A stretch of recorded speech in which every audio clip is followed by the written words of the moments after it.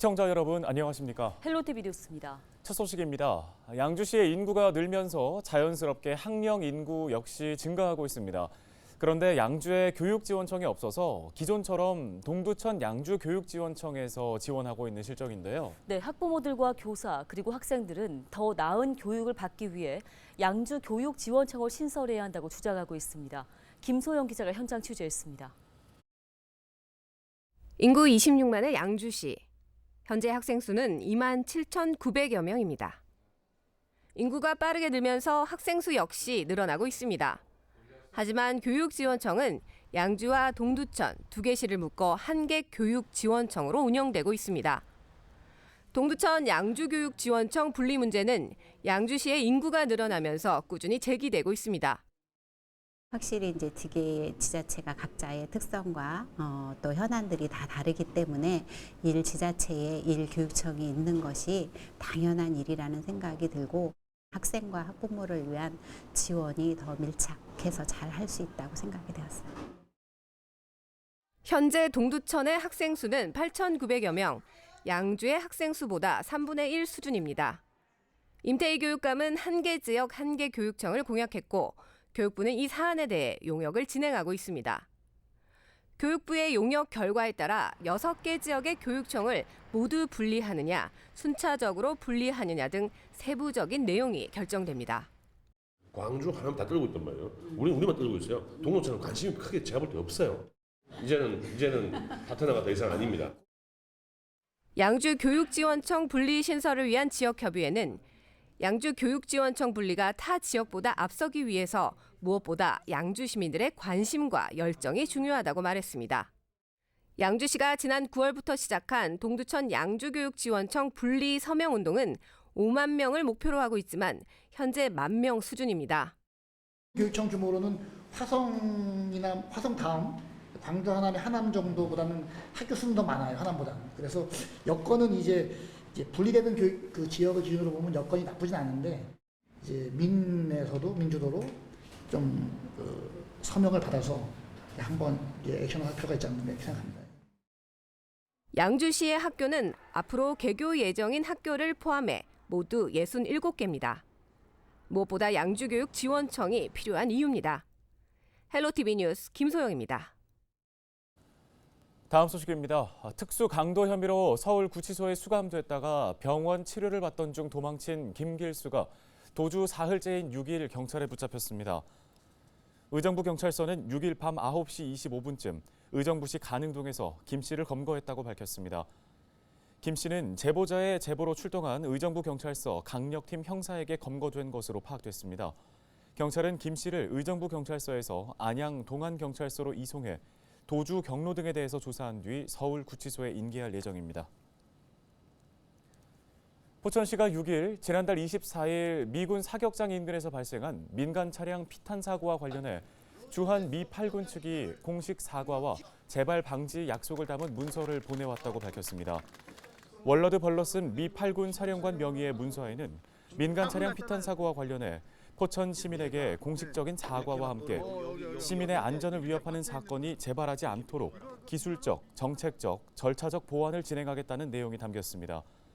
벌러슨 사령관은 지난 1일 오후 2시 포천시 영중면 미군 로드리게스 훈련장에서 주민들과 만나 오발탄 사고에 대해 사과한 뒤 재발 방지를 약속한 바 있습니다.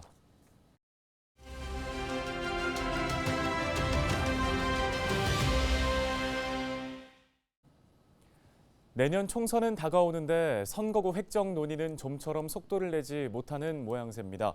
이런 가운데 양주 선거구가 다른 지역에 배정되는 일이 없어야 한다는 결의안이 시의회에서 나왔습니다. 네, 양주시의회 강예숙 의원 전화 연결해서 관련 이야기 나눠보겠습니다. 안녕하십니까? 안녕하십니까. 양주시의회 강혜숙 의원입니다. 예, 선거구 획정에 대한 목소리를 내셨는데요. 이유를 좀 들어보고 싶습니다. 제22대 국회의원 선거를 앞두고 우리 양주시 주변 지역인 동두천, 연천 선거구의 인구수 감소로 인해 선거구가 조정될 가능성이 제기되고 있습니다. 소문에는 양주 은현면이나 남면을 떼어주거나 회천 1, 2, 3동을 동두천, 연천에 잘라주는 퍼즐 맞추기식 선거구가 만들어질 수 있다는 주장도 있습니다. 우리 시는 인구가 크게 늘고 있는 상황을 본다면 2명의 국회의원이 필요한 만큼 양주 선거구를 다른 지역에 배정하는 일은 없어야 할 것입니다. 네, 만약에 소문처럼 양주 일부가 인근 선거구에 포함이 된다면 어떤 점들을 우려할 수밖에 없을까요? 네, 가장 큰 문제로 지역 주민의 어려움을 집중해서 관리하기 어렵다는 것입니다. 또한 시민의 혼란을 초래하고 지역 간 불균형은 불보듯 뻔합니다. 양주는 지난 정권 동서지역 발전 불균형이 심각했기 때문에 지금은 양극화 해소를 위해 다양한 노력을 기울이고 있습니다. 그런데 이런 문제가 현실이 된다면 지역 간 갈등 유발의 원인이 될 수밖에 없습니다. 양주는 교육지원청도 동두천과 함께 운영이 되고 있습니다. 아이들의 교육 문제마저 불편함을 감수하고 있는 실정에 참정권까지 침해당할 수는 없다는 것입니다. 예요. 합리적인 선거구 획정이 이루어져야 할 텐데요. 선거구 획정위원회에 시의회 이름으로 어떤 제안과 의견 내놓으셨는지요? 네, 선거를 위한 선거구가 아닌 시민을 위한 선거구가 될 수 있도록 국민의 참정권이 온전하게 보장될 수 있는 대책을 강구하라는 것입니다. 지난 1996년 제15대 국회의원 선거구 획정 당시에 국회는 옥천, 보은, 영동군 선거구를 옥천군 선거구와 옥천군을 가운데 두고 동떨어져 있는 보은, 영동군을 선거구로 분리를 했습니다. 하지만 헌법재판소의 위헌 결정으로 다시 합친 사례가 있다는 사실을 기억해야 합니다. 네, 알겠습니다. 오늘 말씀은 여기까지 듣겠습니다. 양주시의회 강혜숙 의원이었습니다. 다음 소식입니다. 경기도가 7일 소 럼피스킨병 차단을 위해 5일까지 경기도 전 지역 소 농가에서 사육하는 47만 4천 두의 백신 접종을 완료했다고 밝혔습니다. 도는 당초 11월 12일까지 완료할 계획이었지만 신속한 면역 형성을 위해 백신 접종반을 편성해 긴급 접종을 실시하는 등 일주일 앞당겨 조기 완료했는데요. 경기도는 백신 접종 완료에 따라 앞으로는 럼피스킨병 매개체로 알려진 모기와 파리 등 흡혈 곤충을 차단하기 위해 10일까지 소독을 진행할 계획입니다.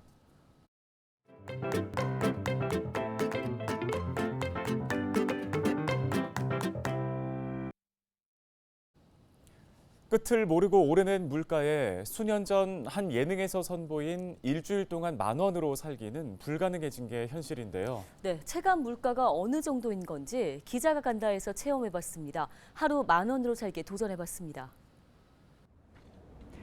고물가 시대 이 10,000원 한 장의 의미는 뭘까요? 사흘간 하루 10,000원으로 살아봤습니다. 요즘에 대중교통 요금도 정말 많이 올랐잖아요. 지하철 요금이 1,400원인데 출퇴근 왕복으로 하면 2,800원. 저는 이거라도 아껴보기 위해서 걸어서 출근을 해보고자 합니다. 직장인에게 빼놓을 수 없는 커피 한 잔의 행복도 사치입니다. 열심히 일하다 보니 벌써 점심 먹을 시간입니다. 가격을 생각해 분식점으로 향합니다. 안녕하세요. 사장님 포장하려고 하는데요. 김밥 한 줄에 작은 컵라면 하나, 오늘 점심입니다. 5,000원 아래로는 김밥밖에 사 먹을 게 없더라고요. 외식 품목 중에서 좀 살펴봤더니 한 달 내에 가격이 오른 것들이 굉장히 많았다고 해요. 대표적인 게 짜장면이 7,000원대, 10,000원으로 살기가 쉽지 않을 것 같습니다. 그럼 이따 저녁 드실 겁니까? 10,000원으로 하루 살기 하고 있거든요. 남은 돈이 4,000원 있거든요. 퇴근 후 동료들과의 저녁 대신 편의점을 선택했습니다. 가장 저렴한 도시락을 고르고 골랐는데 10,000원을 조금 넘었습니다. 많이 남았다고 생각했거든요. 점심에 컵라면을 먹지 말았어야 됐어.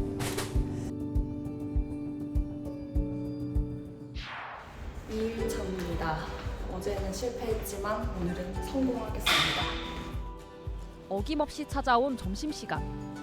가까운 식당을 찾았는데 김치찌개 1인분에 9,000원입니다. 저 이거 먹으면 바로 실패인데요? 결국 식당을 나와 점심 메뉴를 할인하는 햄버거집을 찾았습니다. 공깃밥 2,000원 논란된 거 아시죠? 한 대학생 설문조사에서 물가 상승 이후에 가장 먼저 줄인 게 뭐냐 이렇게 물어봤더니 식비 지출을 꼽았다고 해요. 먹는 걸 포기한다는 거죠.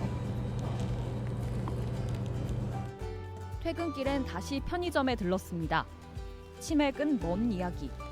컵라면으로 하루를 마무리합니다. 하루 10,000원으로 살기 마지막 날. 점심은 가성비로 유명한 한식 뷔페를 선택했습니다. 1인분에 7,000원. 비교적 저렴한 가격에 여러 종류의 음식을 푸짐하게 먹을 수 있다는 점이 장점입니다. 일주일에 거의 5번 정도 이용합니다.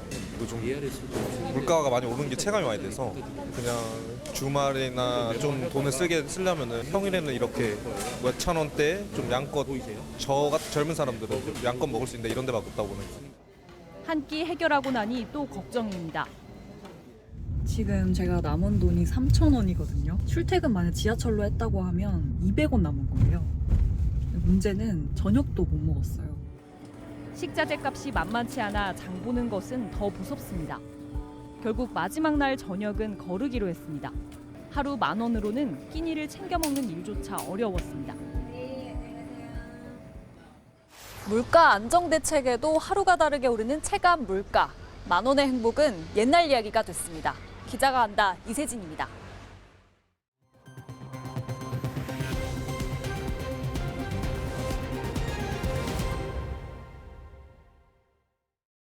다음 소식입니다. 경기도 민생특별사법경찰단이 오는 13일에서 24일 미세먼지 배출 사업장의 불법 행위를 집중적으로 단속합니다. 단속 대상은 날림먼지가 다량 발생하는 공사장과 도심지 주변 민원이 많은 사업장 등 도민 생활에 직접적인 영향을 줄 수 있는 비산먼지 발생 사업 신고 사업장 등입니다. 또 초미세먼지 2차 생성에 영향을 미치는 휘발성 유기화합물을 배출하는 도장시설을 포함한 대기 배출시설 중 도금, 다림질 시설, 고형연료 사용시설 등 초미세먼지 다량 배출 사업장입니다.